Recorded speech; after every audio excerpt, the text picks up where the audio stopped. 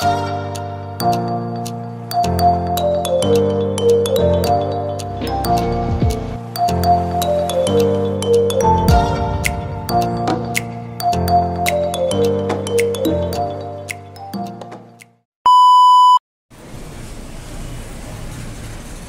morning po sa inyong lahat. Nandito tayo ngayon sa Batha dahil weekend ngayon, Friday. So makikita natin yung mga kababayan natin na mga Pilipino na pumupunta dito at mga pasyal na mamalingki dito sa Batha.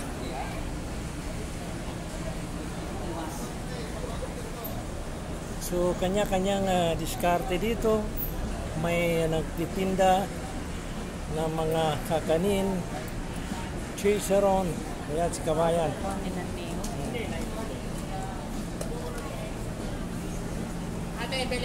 So lahat makikita natin dito. Mayroong taho. Yes. Hello bro. Hello bro. Hello, hi. Mayroon tayong taho. Kumbaga nagtataho-taho si kabayan. Kabayan, ikaw nagtataho. So, nakikita natin si kabayan, ito pag-araw ng Bernes, ganyan, nandito siya at madiskarte talaga si kabayan. Sa unang nakita ko dito na nagtitinda ng taho, akala ko sa Pilipinas lang yung taho. Kabayan, pwede ba magtanong? So, yung pagtitinda mo ng taho dito, nakailang taon na ba yan, ilang buwan o araw-araw? Tuwing Bernes ka nandito? Tuwing Friday lang po. Tuwing Friday. So, ibig ko sabihin, itong pagtitinda ng taho ay parang part-time mo tuwing Friday. So, una-una po sa kabayan, ay pwede ba magpakilala ka muna? Kasi, kumbaga, para maganda yung panayam natin. Ako si Joe, nagtitinda ng taho po. Ayan, si Joe. Ayan, si Joe. So alam nyo kabayan, pag may nakita ko na ganito mga ka-viewers, mga kabarangay, na kababayan natin na nagtitinda ng taho or either man na pwede pagkitaan sa Friday, ay talagang namamangha ka. Parang sa akin ay kumbaga ang sipag nating mga Pilipino. Yan yung kumbaga ang mga pamilya natin sa Pilipinas, yan yung kumbaga ay nakikita natin kung ano bang paghihirap ng OFW dito sa Saudi na bilang manggagawa dito sa Saudi. So ito, kabayan, ano bang company mo kabayan? Advertising kami sir. Sa, ano po? Advertising. Sa advertising. So tuwing Friday wala tayong trabaho. Ayun, marami. Di pang Friday. So pwede ba masilip yung taho mo? Ayan yung taho ni kabayan, no? Uy, kakaunti na lang kabayan, ha? So, tuwing pupunta ka ng Friday, magkano ba yung estimate na dinadala mo dito? Inaangkat ko lang to sir. Ha? Inaangkat ko lang. Sakto lang. Mga magkano yung punan mo, ganun, at 270. So, doon sa 270, magkano yung kinikita mo? Ito, angkat ko lang 270 to sir. So, pag naubos yan, Pag naubot sa 400. ayun, kita nyo, pag naubos yan, 400. Saan ka pa? Saudi dito, hindi piso ang pinag-usapan dito, reals. So, sa sipag natin, makakatulong din sa atin, di ba? So, ayan, proud ako sa ating mga OFW na gumagawa ng diskarte dito sa Batha.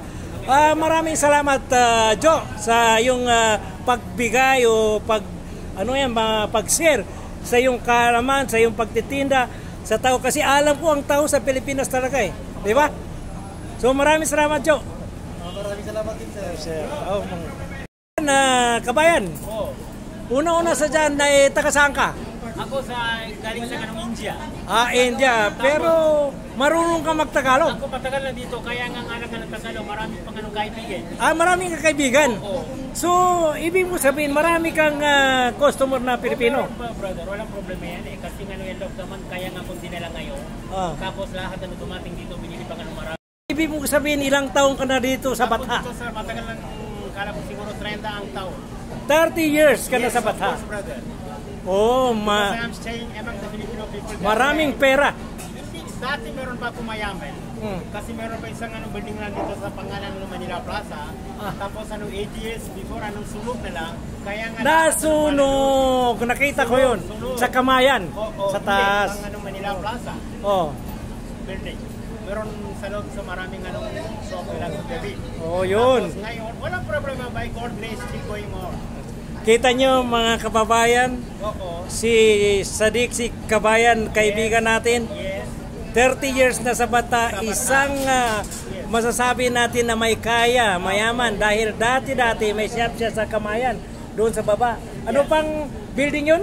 Manila Plaza. Manila Plaza. Yes. So ngayon, okay pa rin dahil mayroon pa rin siyang shop, di ba? Oh. So, Meron pa dalawang shop na sa Talang Villaggio, tsaka meron na ng iba. Kala ko dito ngayon buksan namin. Pero ngayon so mananawagan ka sa mga customer. by God bless, still going on, sir. Don't worry. Maraming salamat.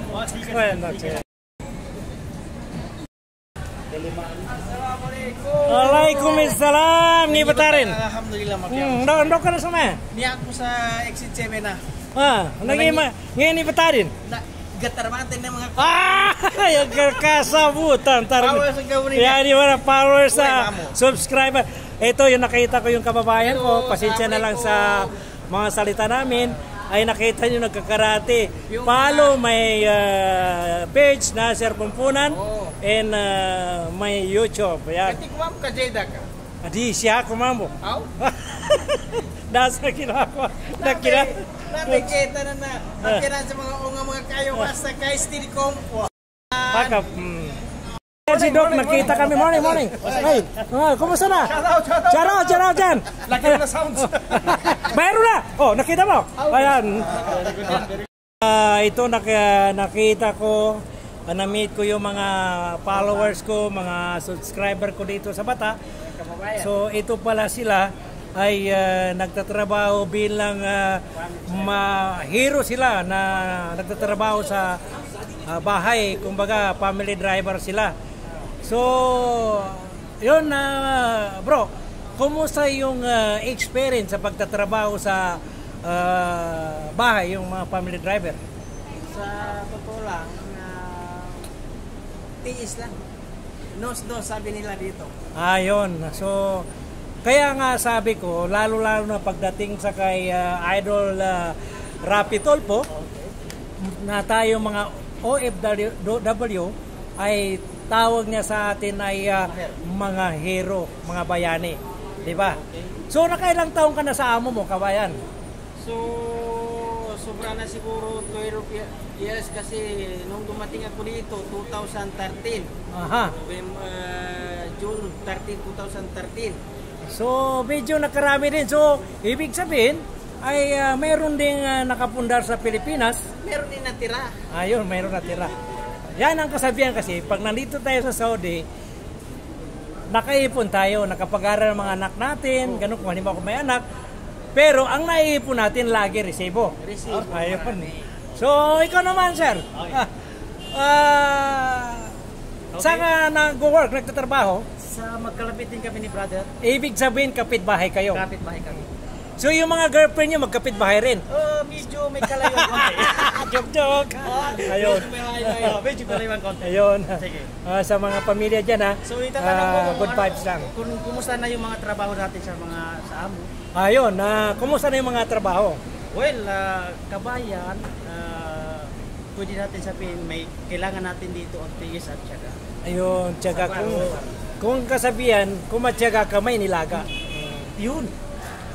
So, kailangan natin ng tiis at tiyaga at saka kailangan din natin marunong bagay, makisama ka nun. sa kanila. So, Sila naman yung nagsasahod sa atin. Kailangan na natin yung to follow. Makisama. Kumbaga, konting kwan lang, problema doon. wag nang, kumbaga, aywa, mapi mo skila, ganun lang. Basta kailangan lang talaga yung mga present of mind mo sa kanila. Ganun. Hindi natin maiwasan yung mga Uh, mayroong counting mga kamalian lang o kunting Oy, kumusta? Yun lang po. So dumating yung isa sa idol na ka-team ko sa Team Malakas, Team Palaban. So bro, shoutout ka naman dyan. So, shoutout na Big Daniel dyan. Ayun. Yung Trupang Bata Vloggers. Ayun. Founder to ng yung Trupang Bata Vloggers. Ayun. Yung ito. Nagtataka sila bakit si Big Daniel palagi dito, hawak natin ito dito. Ayun. So, yung mga tropa, napunta natin But sa yung mga tropa natin ng mga followers, ng mga shoutout lang sa followers ni brother dito. Dito sa Paharap. Shoutout kay brother Morris. Tsaka yung So, okay. So, May katanungan ka pa ba? ilang taon ka na dyan sa amo mo? Since 2017. 2017. Since 2017. So, mga ilang to? 7 years and a half na. So, maayos ang may amo. Kahit pa paano. Hindi naman perfect pero tiyaga lang. So, maraming salamat kabayan sa iyong pagbigay ng napakagandang panayam sa araw na ito at sa aking video ngayon. Maraming salamat. Basta ang shot, paki-follow lang po si brother Nasser Ponpunan, yung YouTube channel mo, PDM TV Vlog. PDM TV Vlog. Yan. So, pwede tayo makatulong sa kanya at pwede niya tayo matulungan niya. Maraming salamat. Maraming salamat. Yan si Dex. Dex TV. Dex TV. Dex channel. Shout out sa mga followers niya. Shout out sa inyong lahat. Shout out sa iniwan mo doon, sir. Shout out sa Ayun. mga babae ni Utol dyan. Shout out din sa mga bago niya. Utol Mores.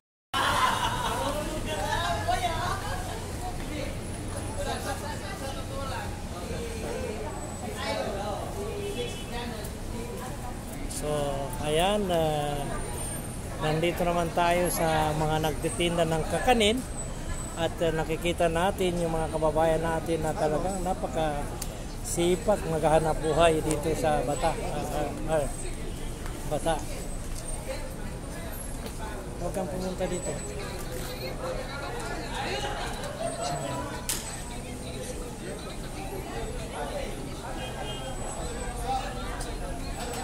Ito naman yung mga ibang lahi na nagtitinda ng mga ito, pakwan, gulay. So nakikita natin na masasarap, matatamis yata to eh. Kasi hindi naman pwede na hindi masarap yung pagtitinda dito. Ayan si Kabayan, parang bumibili siya. Ayan! Tamis, tamis, good, sukar. Sukar.